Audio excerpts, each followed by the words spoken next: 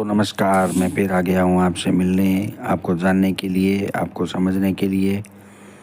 आज मैं आपसे मृत्यु के ऊपर चर्चा करने वाला हूँ और आपसे ये पूछने वाला हूँ, जैसे आपने अपनी लाइफ में बहुत सारे एक्सपीरियंस लिए हैं, बहुत सारे काम किए हैं, बहुत सारे रिश्ते बनाए हैं, पर मृत्यु के साथ में आपने कभी कोई एक्सपीरियंस नहीं है।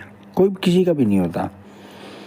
बट हम इस जीवन में अपनी धारणाओं के हिसाब से इतना डरे हुए होते हैं, इतना भय लगता है हमें मृत्यु के नाम से, तो उसकी चर्चा तो बहुत दूर की बात है।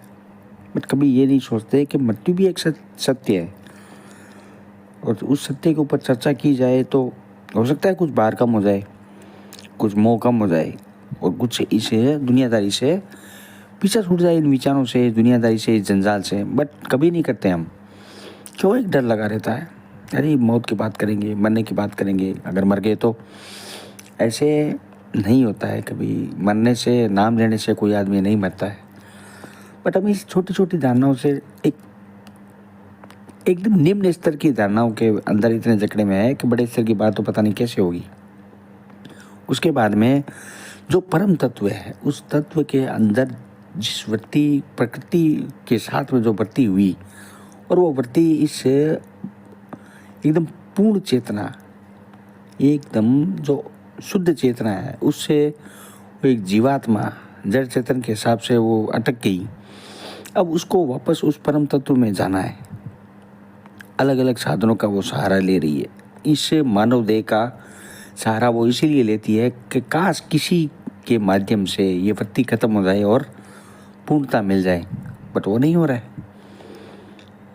वो नहीं इसलिए हो रहा है कि आदमी तो इतना जकड़ा हुआ है विचारों में। पूर्णता, शुद्धता और मोक्ष तो बहुत दूर की बात है, बहुत ही दूर की बात है।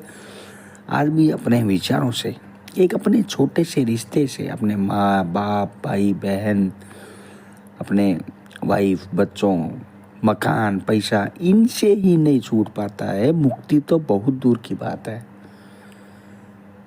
तो ये बड़े बड़े लेवल की बात हो जाती है कभी कभी। आप लेवल को छोड़ दीजिए, इन बातों को भी छोड़ दीजिए। मैं कहता हूँ सिर्फ और सिर्फ अपने अंदर झांक के ये कोशिश कीजिए, कहीं कुछ भी आपको नया कुछ लगे और आपको ऐसा लगे कि नहीं, सत्य मिलेगा, तो प्लीज़ आप मुझे इन बातों को, अगर आप एक्सपीरियंस करते हैं तो please share me and subscribe me. Thank you.